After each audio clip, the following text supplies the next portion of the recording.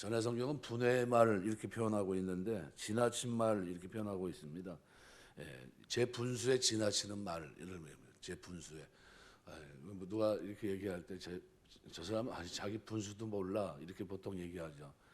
분수에 지나치는 말 예테르라는 말인데 뭐 두 가지 여러 가지 뜻이 있는데 여기서는 지나친 탁월한 말도 되겠지만 넘치는 말, 거만한 말로도 이해할 수 있습니다. 여기서는 거만한 말로 쓰였습니다. 그래서 이 미련한 자에게 거만한 말, 지나친 말, 그러니까 제 분수에 지나치는 말이 합당치 않다 그런 얘기입니다.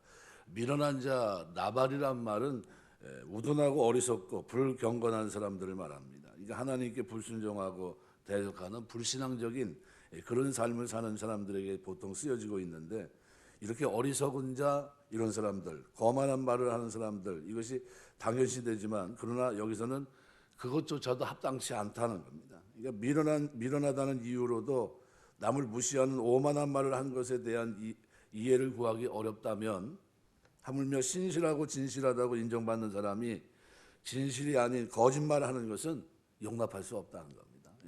마땅치 않다는 겁니다. 그래서 이것을 이어지면서 하물며 이렇게 표현합니다. 아프라는 단어는 심지어라는 표현입니다. 그러니까 상반절 내용이 합당치 않은 것으로 생각이 된다면 하반절은 더더욱 합당치 않다는 거예요. 그러니까 미련한 자가 분에 넘치는 말을 하는 것이 합당치 않다. 그러면 오늘 7절에서는 뭡니까? 존귀한 자에게는 거짓말은 더더욱 하면 안 된다는 거예요. 존귀한 자 입에서 거짓말이 나오면 되겠냐 이런 얘기입니다. 우리가 그리스도 안에서 존귀 여김을 받는 사람이 됐다면 우리 입에서 거짓을 버려야 됩니다. 거짓말, 그죠? 모든 거짓말을 버리고 그랬습니다. 살아가는 동안 거짓을 제하는 아름다운 삶이 되시기 주의 이름으로 축원합니다. 하나님 백성들의 모습입니다. 그래서 에베소 4장 29절 보면 더러운 말은 너 입 밖에도 내지 말고 오직 덕을 세우는데 소용되는 대로 선한 말을 하여 듣는 자들에게 은혜를 끼치게 하라. 그래서 성도들은 성도답게 어울리는 언어 생활을 해야 됩니다. 그래서 성도에게 어울리는 언어 생활이 뭘까요?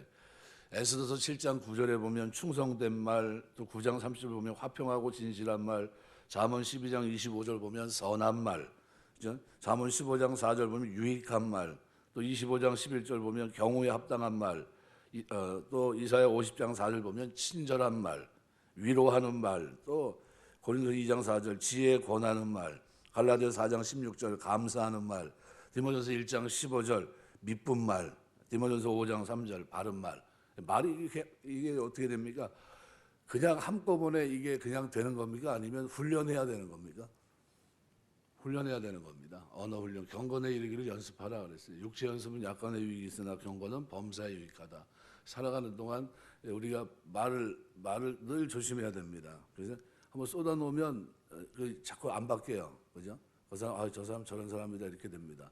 그래서 말을 가지고 우리가 하나님 앞에서 하나님 내가 살아가는 동안 말로써 하나님 영광 가리지 않게 해달라고 늘 기도해야 됩니다. 골로새 3장 17절 보면 무엇을 하든지 말이나 일에나 다 주 예수의 이름으로 하고 그를 힘입어 하나님 아버지께 감사하라 이렇게 표현합니다. 우리가 왜 이렇게 살아야 됩니까? 라는 질문을 던지면은 오늘 본문은 존귀한 자가 되었기 때문이라는 겁니다. 전에는 어떻게 미련한 자이기 때문에 미련한 자에 맞는 삶을 살아가는 게 뭡니까? 그냥 자기 되는 대로 막 그냥 주절주절 될 수 있는 겁니다. 그런데 미련한 자라 할지라도 제 분수에 지나치는 말이 합당치 않다고 한다면 그렇다고 한다면 존귀한 자가 된 이 마당에 우리의 입에서 거짓말이 나간다는 건 그건 말이 안 된다는 거예요. 그럴 수 없다는 겁니다. 절대로 그러면 안 된다. 바로 그 얘기를 하고 있습니다. 우리가 살아가는 동안 존귀한 자에 맞는 경우에 합당한 말을 하는 여러분 되시기 주의 이름으로 축원합니다. 두 번째로는 뇌물입니다. 뇌물은 탐욕스러운 인간의 마음을 움직이는 힘이 있는데 오늘 본문은 뇌물을 사용해서 자기 앞줄을 형통하게 하라 이런 의미가 아닙니다. 왜냐하면 이 시편이나 잠언 자체가 뭡니까? 공의의 하나님을 늘 염두에 두고 있습니다. 공의의 하나님은 어떤 분입니까? 형평성이 있는 겁니다. 그죠? 어느 한쪽으로 치우치지 않는다는 거죠. 공정하다는 겁니다. 그래서 공정한 저울, 추와 같다는 거죠. 그러니까 여기 쭉 생각해 보면 이 교훈은 공의를 강조하는 지혜자의 교훈이기 때문에 어떤 일을 이루고자 하는 사람에게 적절하게 뇌물을 주도록 교훈한 것으로 볼 수 없습니다. 그렇다면 본절은 어떤 일을 이루고자 하는 자에게 주는 교훈이 아니라 역설적으로 뇌물을 받을 가능성이 있는 자리에 있는 사람에게 주는 역설입니다.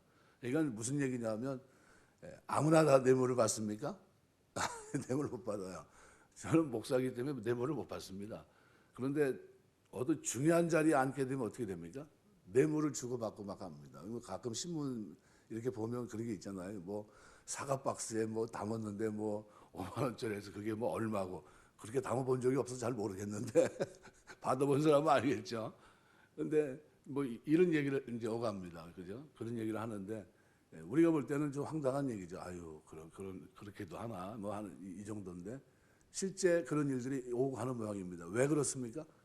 그걸 받아서 어떤 그 사람에게 혜택을 주는 겁니다. 나에게 좀 인센티브를 좀 달라는 거예요. 그걸 주면서 내가 좀 원하는 걸 좀 해결해 주라. 그러면 어떻게 해요? 그것 때문에 손해보는 사람이 있습니까? 없습니까? 공정하게 경쟁이 안 되는 겁니다. 그래서 공정한 경쟁이 안 되니까 이것 자체가 뭡니까? 뇌물은 불법이에요. 그러면 안 된다는 거예요. 그래서 그 자리에 만일 예수 믿는 사람이 있으면 하지 말라는 거예요. 뇌물 받지 마라. 공정한 하나님이 공평하게 평가하기를 원하시는데 그 공정한 마음을 우리 마음속에 선한 양심을 주셨는데 이 선한 양심을 가지고 왜 그렇게 사냐 이런 얘기입니다. 뇌물은 반드시 가는 길이 형통한데 그럼에도 불구하고 그렇게 해서는 안 된다는 거예요. 누가요? 예수 믿는 사람들은 그렇게 하면 안 됩니다. 그래서 뇌물은 사람의 마음을 움직이는 힘이 있습니다. 타락하고 부패한 인간의 마음의 가장 두드러진 특징은 탐욕에 젖어 있다는 거예요. 그래서 아담과 하와가 탐욕으로 인해서 타락한 이래로 모든 인간은 나면서부터 탐욕에 젖어 있습니다. 그래서 혹자는 인간이 태어나면서 주먹을 쥐고 태어난다는 것은 그 안에 내재된 탐욕의 속성 때문이다. 이렇게까지 얘기합니다. 뭐 그렇게까지 이해하는 건 뭐 맞지 않다고 보고 주먹은 피고 나오는 사람은 어떻게 되는 거예요? 말이 안 되고 그거는 이제 갖다 붙인 얘기 같습니다. 그래서 인간이 살아가는 동안에 이 탐욕은 어떻게 해요? 늘 조심해야 됩니다. 탐심은 우상숭배입니다. 그래서 인간 안에 탐욕이 내재되어 있고 인간은 그 탐욕을 채우기에 힘을 씁니다. 그래서 사람들은 누구나 다 예외 없이 뇌물에 약합니다. 그래서 우리 속담에 기름 먹인 가죽이 부드럽다 이렇게 얘기합니다. 이거 기름 먹이면 기름이 뭡니까? 뇌물이죠. 뇌물 먹으면 좀 부드럽다는 거죠. 뇌물을 쓰면 모든 일이 순조롭게 된다 이런 뜻입니다. 그런데 오늘 뭐 본문하고도 일맥상통하는 내용이지만 이렇게 살면 안 된다는 거죠. 예수 믿는 사람들은 그렇게 살지 말아라는 겁니다. 그래서 뇌물은 탐욕스러운 인간의 마음을 사로잡습니다. 그래서 그 일이 옳지 못하다고 하는 것을 알면서도 뇌물을 준 사람의 요구를 거절하지 못합니다. 그래서 그러한 뇌물은 결국 악한 일을 이루게 됩니다. 이제 우리 교회 지면서 소방했던 분이 참 죄송한데 한번 돌아가셨어요. 그래서 빨리 좀 해달라고 그랬는데 안 해요. 그래서 다 이렇게 한대요. 뭘 이렇게 하냐고. 빨리 정상적으로 그림 그린 대로 빨리 하라고 내가 막 뭐 했는데도 막 그래요. 그러면서 뭐라냐면은 제가 자기가 가서 관계된 사람하고 술 마시고 뭐 이렇게 해가지고 해주겠다는 거예요. 그래서 왜 당신이 그렇게 해야 되냐? 정상적으로 일을 해가지고 빨리 준공을 내라. 말을 안 들어요. 막 그냥 막 진짜 힘들었습니다. 그분 때문에 한 6개월이 딜레이가 됐으니까 진짜 어떻게 하지도 못하고 참 힘들더라고요. 그분 때문에. 그래서 이제 우여곡절 끝에 이제 끝났어요. 다 끝났는데 이제 그분이 뭐랬냐면 그 뇌물을 준 겁니다. 가서 일은 좀 늦었으니까 지금 먼저 준공을 내고 나중에 하겠습니다 하는 식의 일을 한 거예요. 굉장히 불편했죠. 아주 불편하고 보통 힘든 게 아니었어요. 나중에 이제 끝나고 난 다음에 몇 개월 후에 돌아가셨다고 그러더라고요. 나이가 그렇게 많지도 않은데 어떻게 된 거냐면 돈 받으러 갔다고 해서 돈 받으러 갔다가 저 아래쪽으로 내려갔다가 어떻게 됐는지 무슨 이유로인지 모르지만 돌아가셨다고 그러더라고요. 그러면서 연락이 왔어요. 그래서 그 말을 이렇게 들으면서 좀 안 됐다 하는 생각도 있고 근데 좀 불편한 겁니다. 그게 교회 일을 하면서 왜 그렇게 해나 그 사람 살아오면서 그렇게 살아온 것 같아요. 근데 그게 결국은 자기에게 마이너스가 된 겁니다. 그러니까 정상적으로 일을 하고 이렇게 일을 처리했으면 문제가 되지 않았을 텐데 근데 뇌물을 가지고 그래가지고 뭐냐면 자기가 준 거 빨리 안 나왔다고 그 사람한테 같이 술 마시고 오는 사람한테 전화를 해가지고 막 욕을 하고 막 난리가 났더라고요. 그래서 그러면 안 됩니다. 그게. 그래서 제가 그런 모습을 보면서 뇌물은 어떻게 해요? 형통한 것 같이 보이지만 그것은 하나님 별로 원하는 게 아닙니다. 그걸 추구하고 살면 그로 인해서 실족할 수 있다는 걸 분명히 보여줍니다. 그래서 뇌물은 탐욕스러운 인간의 마음을 움직이는 힘이 있지만 예수 믿는 사람들은 어떻게 해요? 만약 그 위치에 쓴다면 뇌물을 어떻게 해요? 호사할 수 있는 여러분 되시길 주의 이름으로 축원합니다. 나는 뇌물 안 받습니다. 나는 정직하게 합니다. 이런 사람이 돼야 돼요. 하나님 그걸 기뻐하시는 겁니다. 그걸 다른 사람 다 받았으니까 나도 받아야지 뭐 어쩔 수 없지. 뭐 이 자리가 받는 자리인데 뭐 이러지 말라는 거예요. 그때 그 자리에서 아무나 뇌물 받는 게 아닙니다. 저 같은 사람은 뇌물 안 줍니다. 그러니까 좀 뇌물 받을 만한 위치에 있을 때 그때 어떻게 해요? 그렇게 하지 말고 정상적으로 일을 처리해라. 그것이 하나님의 백성들의 모습이다. 약한 자들에게 그런 사람은 어떻게 해요? 굉장히 좋은 겁니다. 제가 제2교회 이제 목사님들 청빙하는 과정에서 전혀 관계없는 사람이 왔습니다. 왜요? 정상적으로 했기 때문에 그래요. 정상적으로. 청탁이 안 들어올까요? 청탁이 많이 들어옵니다. 목사님 내도 아는 누군데 좀 이렇게 좀 신경 써서 좀 해주면 안 되나 뭐 하는 식으로 전화가 안 왔을 것 같아요. 많이 왔어요. 근데 저는 뭐라 그랬냐면 그 장모님들하고 얘기하면 그랬어요. 당신들이 하고 싶은 대로 해라 그랬어요. 전화 받은 건 전화 받은 거고 내가 알고는 있지만 누군지 난 얘기도 안 할 거고 당신들 알아서 하라고. 그래가지고 전혀 관계 없는 사람이 그 목사님으로 청빙이 된 겁니다. 만일 제가 거기서 다른 생각을 가지고서 막 이렇게 움직이면 어떻게 될까요? 정상적인 사람들 제껴놓고 그죠? 관계되어 있는 정치하는 그 사람들의 말의 논리에 따라서 움직이는 겁니다. 왜 그래요? 뇌물을 받으니까. 그러니까 뇌물을 받을 만한 위치에 있을 때 그렇게 하지 말라는 거예요. 그러니까 일체 그게 없으니까 어떻게 그냥 자신감 있게 제가 그러잖아요. 그냥 마음껏 해라. 당신들 마음대로 해라. 1년을 하네, 1년을. 세상에 청빙하는데 1년 하는 교회는 내가 처음 봤어요. 그래서 한 말도 안 했어요. 하라고. 하시고 싶은 대로 다 하라고 해가지고 한 겁니다. 저희 교회가. 주영준 목사가 왔는데 주영준 목사가 와서 감사하다고 그러더라고요. 뭐가 감사해요? 제가 감사할 게 제가 그 사람한테 한 게 뭐 있습니까? 정상적으로 해줘서 감사하다는 거예요. 정상적으로. 그렇게 안 했으면 어떻게 됐을까요? 자기는 명함도 못 내미는 겁니다. 여러분 어느 위치에 섰을 때 그 자리가 공의를 행하는 자리가 되시길 주의 이름으로 축원합니다. 그게 하나님 보실 때 아름다운 거예요. 결과가 어떻게 됐든 간에 그게 하나님 보실 때 그걸 우리는 또 원하는 거지. 그러니까 받을 만한 위치에 섰을 때 똑바로 하라는 거예요. 똑바른 자리. 힘을 똑바로 쓰라는 겁니다. 그다음에 오늘 9절 보시면 허물을 덮어주는 자는 사랑을 구하는 자요 그것을 거듭 말하는 자는 친한 것을 이간하는 자니라. 허물을 덮어준다는 메카세라는 말은 숨기다, 덮다, 가리다는 뜻입니다.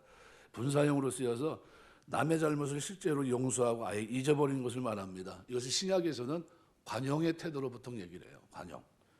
그러니까 관용의 태도는 사랑을 싹트게 합니다. 여기 사랑을 구한다, 그죠? 허물을 덮어주는 자는 사랑을 구하는 자다. 사랑을 받게 된다는 것이고 또 그것을 거듭 말하는 자는 친한 것을 이간한다. 멀어지게 된다는 겁니다. 그러니까 본절을 다시 말하면 허물을 덮어주게 되면 사랑을 받게 되지만 허물을 자꾸 들춰내면 친한 친구로부터도 멀어지게 된다. 우리는 어떤 사람이 돼야 됩니까? 허물을 덮어주는 사람이 돼야 됩니다. 잘못을 보고도 못 본 채 하라 이런 얘기가 아니라 덮어준다는 말은 그 사람의 잘못을 지적하고 책망하되 그의 허물을 이해하고 용서해 준다는 의미입니다. 그러니까 다른 사람의 잘못에 대해서 관용의 태도를 보이는 것을 말합니다. 그래서 신약은 우리에게 관용의 정신을 가지고 살아야 될 것을 말합니다. 이게 종말론적인 삶의 태도예요. 그래서 항상 기뻐하라는 명령, 그다음에 관용하라, 주께서 가까우시니라 라는 명령. 그리고 그다음에 뭘 더 붙였습니까? 아무것도 염려하지 말고 모든 일에 기도와 간구로 너희 구할 것을 감사함으로 하나님께 아뢰라. 그러면 하나님 모든 지각에 뛰어난 하나님의 평강이 그리스도 예수 안에서 너희 마음과 생각을 지켜주신다. 군사용어입니다. 지켜준다는 얘기는. 이게 무슨 얘기냐면 하나님이 우리 마음과 생각을 붙들어줘서 평강을 유지할 수 있도록 해주시겠다. 기도할 때. 그래서 염려 대신에 뭐 하라고요? 기도와 간구로 하나님께 아뢰라. 이걸 강조합니다. 종말론적인 삶의 태도를 우리에게 말씀하고 있는 겁니다. 그래서 항상 기뻐하고 관용하고 기도하는 이것은 하나님 앞에서 우리가 살아가야 될 삶의 아름다운 모습들입니다. 여기 용서받기를 바란다면 타인의 허물에 대해서도 어떻게 해요? 관용하는 것이 맞습니다. 그래서 관용의 삶, 그래서 허물을 거듭말하는 자는 교종시키려는 선한 의도에서 나온 말이 아니라 약점을 지적하고 치부를 드러내주는 괴롭게 하기 위한 의도에서 내뱉어지는 걸 말합니다. 그러니까 자기가 알잖아요.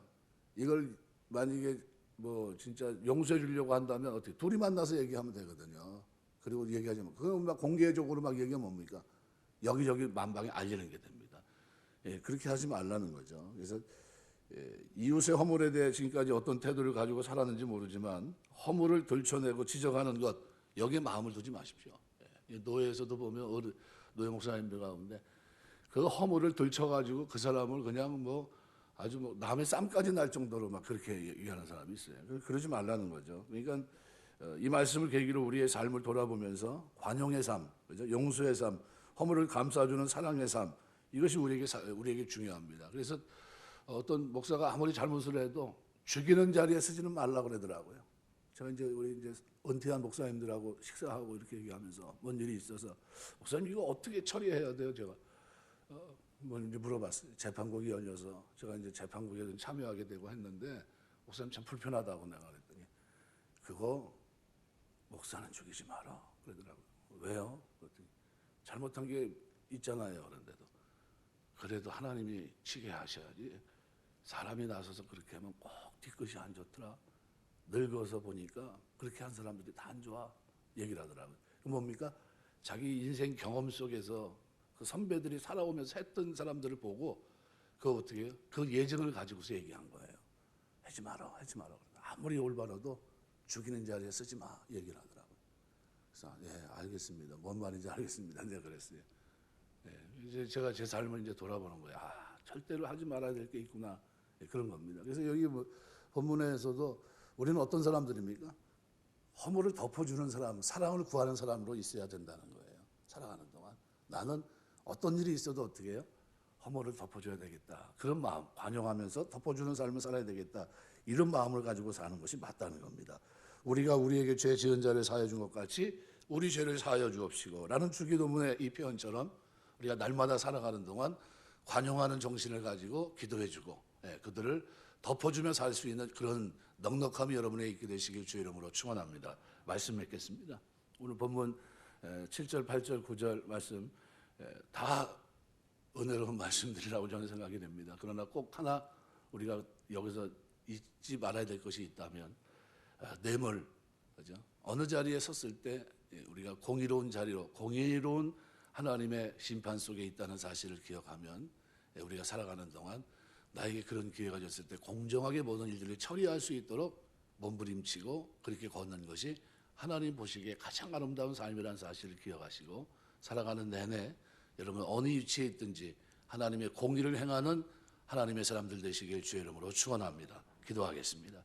감사합니다. 우리에게